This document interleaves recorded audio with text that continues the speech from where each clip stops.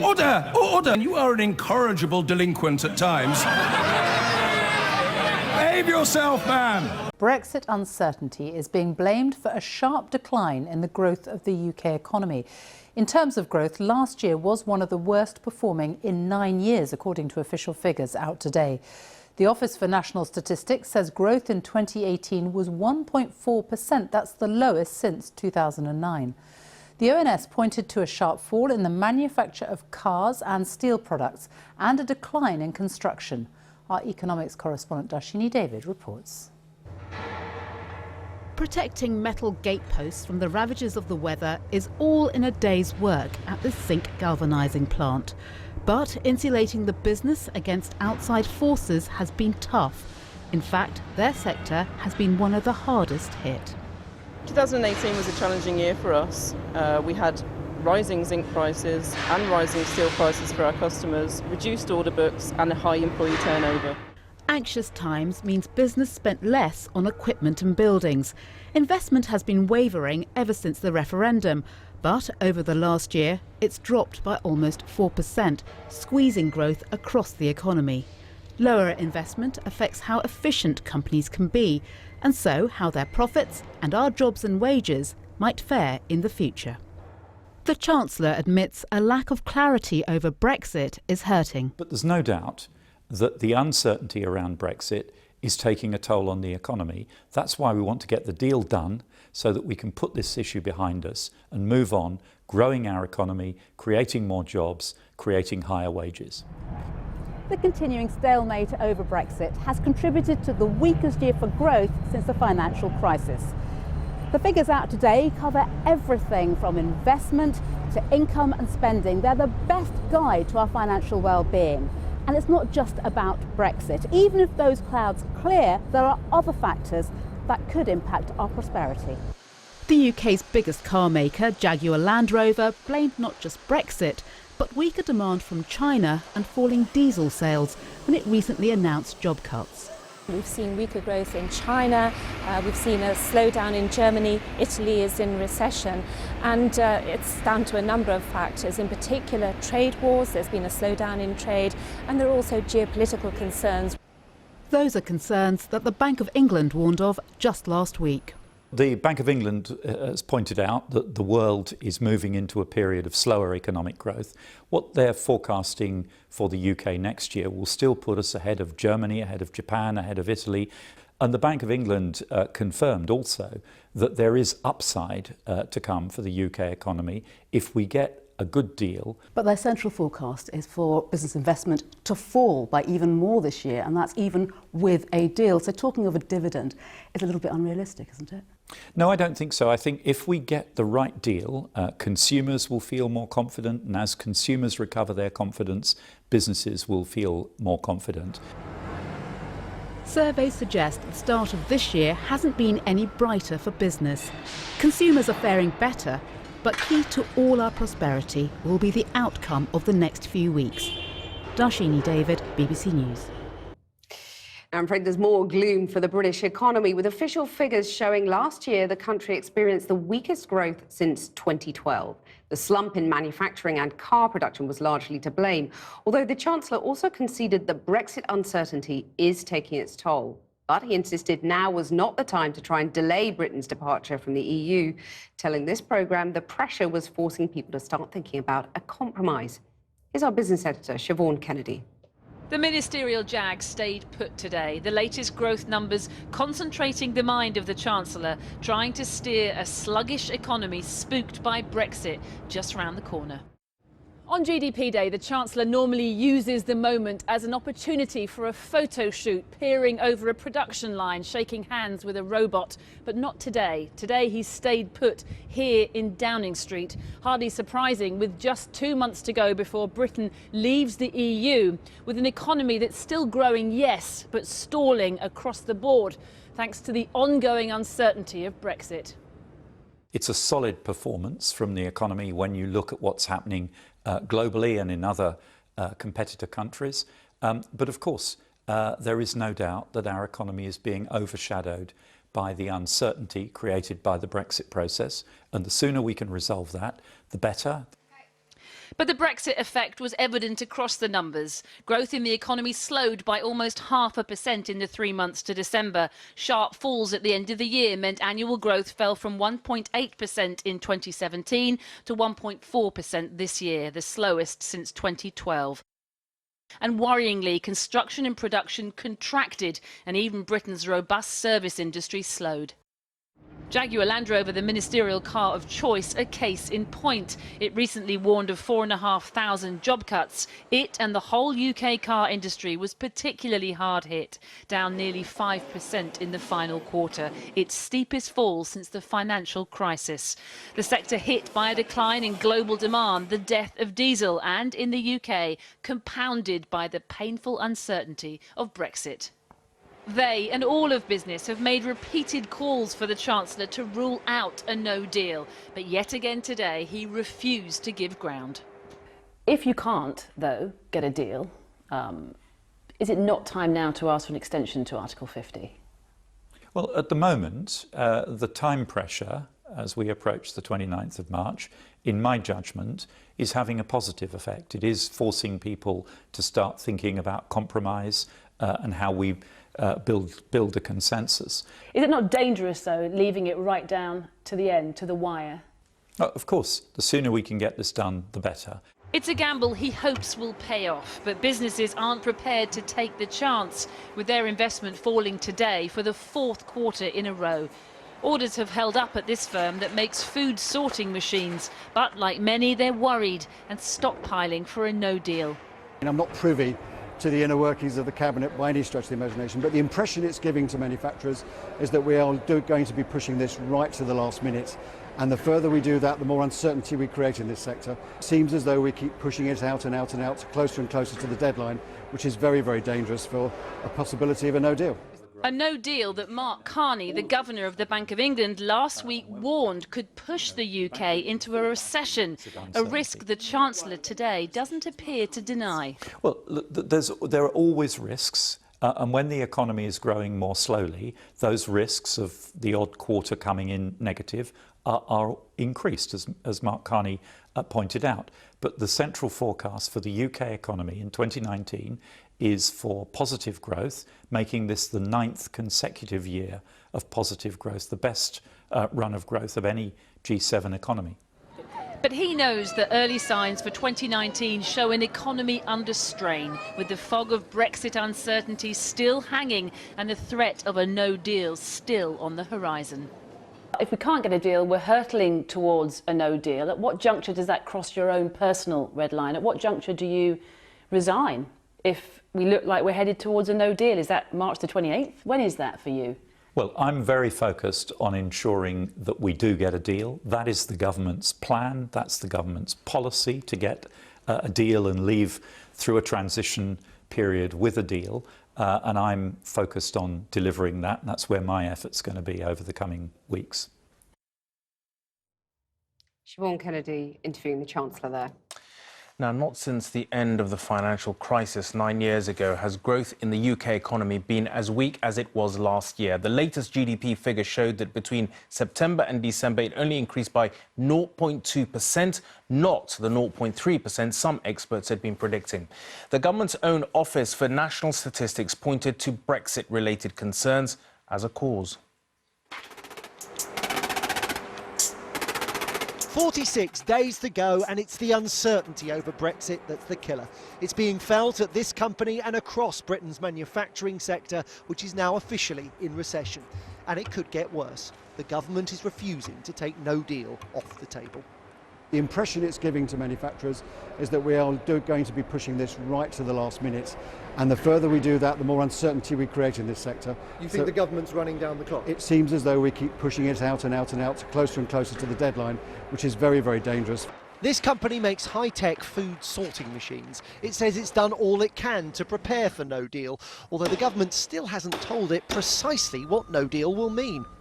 These crates will be shipped all over the world to places like China, India and Brazil. Some will arrive after Brexit on March the 29th. And in the event of no deal, the company has no idea what tariffs it will be paying or if the customs declaration forms they filled in will be adequate. It's possible, worst case scenario, that some of these crates will end up in warehouses for weeks. The economy grew by 1.4% in 2018, its weakest performance for 9 years. In the last 3 months of last year, growth slowed sharply to 0.2%. In December, it slumped entirely. The economy contracted by 0.4%. Every major sector, from services to production to construction, went into reverse. The figures are poor, but the Chancellor is upbeat. Actually, the UK economy is remarkably resilient when you consider, firstly, the global slowdown, and secondly, the specific challenge of uncertainty around Brexit, which is affecting the UK at the moment. You've run a business. Do you think it's acceptable that with less than 50 days to go till Brexit, businesses are still completely in the dark about what will happen in the event of no deal? We're not keeping businesses in the dark. We're sharing with businesses all the information that we can do, but I'm afraid... But they don't feel that, Chancellor. They are openly critical of your government now, aren't they? And they are starting to lose confidence in you. Well, look, business is challenged by this situation. I absolutely accept that. But we can't convey to businesses information that we do not have. We do not know how some of our partners on the other side of the channel will behave in the event of a no-deal exit. And so the uncertainty continues. The government once promised a march of the makers. Manufacturing is on the move, but it's headed backwards. There's an urgent need for clarity. Joel Hills, News at 10. At what stage should we decide the economy is no longer fit for purpose? Should we measure it in GDP growth or in the length of the queues at the food bank? Today, figures emerged to show Britain's economy growing at its slowest annual rate for 6 years. Should we interpret that as a sign of Brexit fragility or a reminder that the rest of the world is also heading for one gigantic slowdown? Certainly today's figures show us we're under strain. Falls in factory output and car production are being blamed. The forecast for the rest of the year looks no better. But the figures come amidst rockiness for much of the Eurozone, trouble in China's economy and a trade war between the two global superpowers. Here's our new economics editor, Ben Chu. People sometimes assume that interpreting the economy is like a science. But in fact, determining the reasons for the ups and downs of GDP can sometimes feel more like an art. People can see different things in the same picture. Almost everyone agrees that Brexit is having a negative impact on the UK economy, but there are other factors at play. And the relative importance of those other factors, well, that's open to some degree of interpretation. Take China. It's just experienced its weakest year of growth since 1990 as Donald Trump's trade wars have begun to bite. And the Eurozone? Well, Germany, its largest economy, is flirting with recession. Italy's economy is contracting. Let's go back to 2015. The UK is one of the fastest growing countries in the G7. Fast forward to now, and the UK has clearly fallen back. But there's also been a general slowdown in that time over the past year. It's a complex picture. So to what extent is Brexit to blame for the UK's pain? It's too difficult question to answer. It's too much of uncertainty involved. And also there's interrelationships between different factors. So it could be that some global shocks would be amplified by Brexit or vice versa. So it's a difficult question to answer. The Chancellor today said that the economy had held up quite well considering the global headwinds. The economy has come in ahead of the OBR's forecast for 2018, and that's in the context of a weakening world economy and increasing concerns about trade tensions around the world. So a robust performance for the UK economy in 2018. But there's no doubting that the UK economy is in a precarious place, possibly teetering on the edge of a recession. But even with the global slowdown, since 2015, the UK economy has been suffering more than most, and some economists point to Brexit as the dominant factor. Take income, for example. The UK had the biggest hit to incomes between 2015 and 2017, far bigger than peer economies. Some argue that that can only be explained by one dominant factor: Brexit. I think when we look at what's going on in the Eurozone and Europe more generally, we've seen a slowdown over the last 6 to 12 months or so, and clearly that is dragging on the UK economy. And in fact, I think the worrying thing is it's going to continue to drag for some time. But if we look back to 2017, 2016, immediately after the referendum, actually there was something of a boom in the global economy. So the UK was riding on the tail of what was going on elsewhere in the world. So the fact that we've seen the UK perform so much less well than was projected back in 2016 implies that it's not just about what's going on in the global economy, actually it is that Brexit effect. So what happens if the economy continues to slow down or even tips into recession? And that's certainly regarded as a risk here in the City of London. What levers could policymakers pull? Well, interest rates are already extremely low. There are doubts about how effective more money printing by the Bank of England would be. The Chancellor could cut taxes or raise spending, but public debt as a share of GDP is much higher than it was going into the last recession. Whatever happens, policymakers may find themselves forced to get creative. Tastes will diverge about art, just as views will diverge on the driving forces in an economy. But if we want a less blurry economic picture for the UK, some political clarity over Brexit would certainly be helpful. Ben Chew there. So is it time to admit we've been doing things all wrong, take stock and reset the way we measure our country's fortunes? Nicky Morgan chairs the Treasury Select Committee and Grace Blakely champions a more socialist economy as a writer and journalist. I want to pick up on Ben's point about getting creative there. When you look at the levers, when you look at what is genuinely available, Nicky, what can we pull? Well, I think it's a tricky question. I think one of the things that we did right in a way, or was needed after the 2010 or 2008 financial crash and coming to government in 2010, was to rebalance the public finances. But there's no doubt there were some things that weren't tackled. So regional growth, for example, we still have a very unbalanced national economy. But also, I think, investment in people. And I think that's one of the areas where I'd like to see far more work being done. We often talk about capital investment, infrastructure investment, actually investment in our people, education, skills, recognising the changing workplace, the changing need for skills as people go through their working lives. That's the thing that's really going to impact on productivity. And I think that's the thing that perhaps Ben didn't pick up on. But I think that productivity puzzle is still a bit of a mystery. Why is it that our country is perhaps not as productive as other economies? And that's got to be about investing in our human capital, i.e. our people. Philip Hammond sounded quite bullish today. I mean, he talked about a robust performance.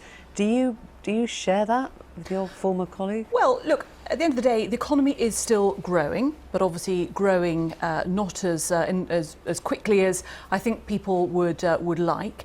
So he's right to point to that. And of course, the other thing that wasn't picked up is the significant employment figures. You know, we've got more people in work than we've had before, but that then has a knock-on effect. Obviously, wage growth, for example, it's taken some time for that to come back. So I don't think the Chancellor is going to sit there and say, here are all the problems. He's going to look at the positives. And I think we've got to be also quite careful not to talk ourselves into the next recession, whilst remembering, as you said in your introduction, there are significant headwinds around the world. Grace. I think, we've got to situate these problems that we're experiencing today in over a much longer period. I think that productivity problem that you raised has a lot to do with our finance-led growth model, as do those regional issues. So in the run-up to the crisis, we had, capital inflows into the City of London, pushed up the value of our currency, made our exports less competitive, which, the productivity implications of that were disguised by the huge profits in the finance sector, by rising house prices, and by those kind of flows into large amounts of debt that were created. Then that model collapsed. And what have we seen since the crisis? We've seen an attempt to revert back to that model with the quantitative easing programme pushing up asset prices, pushing up house prices. You've seen a massive amount of consumer debt that's been created. We've got the largest level of consumer debt since before the crisis. And that has been what has been driving growth, but without wage growth, that has rapidly become very unsustainable. And these are structural issues with the economy. Isn't the problem when you talk talk about low unemployment, that you're doing exactly this wallpapering again. You're not looking at the quality of the jobs. You're not looking at the kind of employment that people are having. You know, what I think David Gray calls the bullshit job market, you know. I think that is right. And I think that we've got to look, as you say, at the fact that are people getting the hours that they actually want? What are they earning? So, for example, yes, we've got more people in work, but we've now got this issue, actually, are people being paid enough to live on? Or, you know, is the state continuing to have to obviously add to people's income? And I think one of the other things that you hear talked about much more in politics now is, of course, you know, the economy is important, a strong economy. It's easy for people who've got money to say money's not everything. It is when you haven't got it. But equally, the quality of life, the quality of jobs, general well-being was measured. I think the ONS still measure it. If you want to measure it with a different metric, you could, as I said at the beginning, use the length of the queues at the food bank. It was Amber Rudd who acknowledged today universal credit as being one of those causes. Now, she's just she's taken the elephant, she's plonked it in the middle of the table and said, you know, you might as well recognise it because it's not going away. But when you look at that, doesn't it tell you that actually everything needs rethinking, everything needs restructuring? Yeah, and there's a lot of work going on, and I think the IPPR have done this Economic Justice Commission. As I say, people are thinking, what else do we measure? You know, the quality of life, so how the quality of work, as you say, the jobs that people are doing, the way that they're regarded. You know, I think Labour's become very much a commodity, that relationship to employer. Your party has lost that argument. I mean, that's the point, isn't it? I don't know, Grace, if you want to come in. I think what's interesting is that we can all now agree, very few people disagree about the fact that, you know, the austerity programme has gone too far, too deep, regardless of where you're on the political spectrum. We can have all these debates about, we all know our economy isn't performing as well as we'd like, but no one has actually addressed the fact of who's benefited from the last 10 years of growth. We've got staggering levels of wealth inequality. As I've said, we've got this, you know, huge finance sector that's really imbalanced our economy, whilst those areas that actually voted to leave have not been benefiting from growth, not just over the last 10 years, but almost over the last 40 years. And those are really political issues. You know, the separation between economics and politics is really a problem. Grace, in your world, where do you start? What is the big expenditure, or what is the big lever that you choose now? So at the moment, we are looking at some form of Brexit, one form or another. That may have an impact on demand. It will impact also the long-term supply of the economy. What we need is a big programme of investment to tackle those issues that we have now and transform the basis of economic growth over the long term. We need a green New Deal. A Green New Deal. Well, but doing it actually, so it's not just about infrastructure, it's about investment in our people. And the other thing that's going to change is obviously going to be the immigration system. And that's something that people in many areas who voted to leave wanted, that indicated that actually that system is not working. Well, hang on for a second. those. All it means is it's going to be a slightly different immigration system. Well, it's not going to be fewer people coming in, presumably. It's going to be people from different places coming in. Different places, but also different skill levels and different ways of working out who it is that our economy needs. And so we are going to have to make sure that our people have got the right skills and knowledge, and carry on doing that all the way through their working lives. What about you know, the whole, you know, it strikes me now that it was 79 that brought Thatcher in. So you know, is the answer, you know, another reboot in her image, a sort of Reaganism, or a cutting of taxes? I know she didn't at the beginning, but she did eventually. Would that be where the Conservatives are, or would you say the pendulum has swung so far away from that? You know, it's whatever the opposite of Thatcherism is now, 40 years on. Socialism. Well, I'm not sure. Well, you know, I'm not sure the answer, I have to say, is going to be the Labour Party nor the McDonnell economics. But I do think that, as I say, people realise that actually that there is more. It's not just about measuring money, but actually it is about giving people sort of financial security. But would you support a tax cut now? Would you support something properly sort of seismic? You know, in the way that Trump did in the US? Well, the trouble with what's happened in the US, of course, is that although demand has gone up, actually is that long-term sustainable, and what's that going to do overall to the economy? So I think it's about thinking about, you know, longer term as well, and making sure the regional growth aspect is really, really important. And we haven't seen that. We've seen things like the Midlands Engine and the Northern Powerhouse, but actually, really, what does that mean? The industrial strategy. It's the right idea to have an industrial strategy. But it hasn't gone far enough. How do you translate it into what does that mean to people who are looking for the jobs in those sectors? Grace, where is your model working? I mean, if you want to point to one and say, you know, this is what I want the UK to be now, where is that? So, I mean, you have to look at different aspects of this in different ways. At the moment, you know, you mentioned the productivity problem, for example. That's partly, you know, this finance-led growth model, partly the fact that our wages are so low that businesses are discouraged from investing in replacing labour with capital and investing in new machinery. And that has to do with, again, a massive imbalance of power between labour and bosses. And we really need a programme to kind of rebalance power in the economy away from those who own the stuff to those who work in it. And that is not just about tax and spending measures, it's also about democratising ownership, about giving workers a voice in the running of their companies. And it is also about greening our economy over the long term, because currently we are massively underestimating the risks associated with climate change. And if we don't deal with that now, that's going to create economic chaos down the line. Young people broadly think that politics, as we know it, has lost the plot, that nothing useful ever gets achieved in Parliament. The big issues, like climate change, like green issues, don't even get talked about, let alone resolved. Well, I'm slightly reluctant to go onto the whole Brexit debate because we could be here for a long time. But the frustration at the moment is that none of these other issues are being talked about, because we are still talking about what Brexit withdrawal agreement we want to get out of the European Union in less than 50 days. And one of the great frustrations is that while we can see all these other important things that will be dealt with in the economy, we are still talking about Brexit. And I think credit to Amber Rudd for saying what she said today. I think that's what people want to see from their politicians, which are actually people fronting up to the issues. The next thing is to say, actually, we get that the economy isn't working for everybody. Yes, it might still be growing. What do we need to do across the country? What do you need to give people more household financial security, for example, would be a big step forward. Thank you both very much indeed.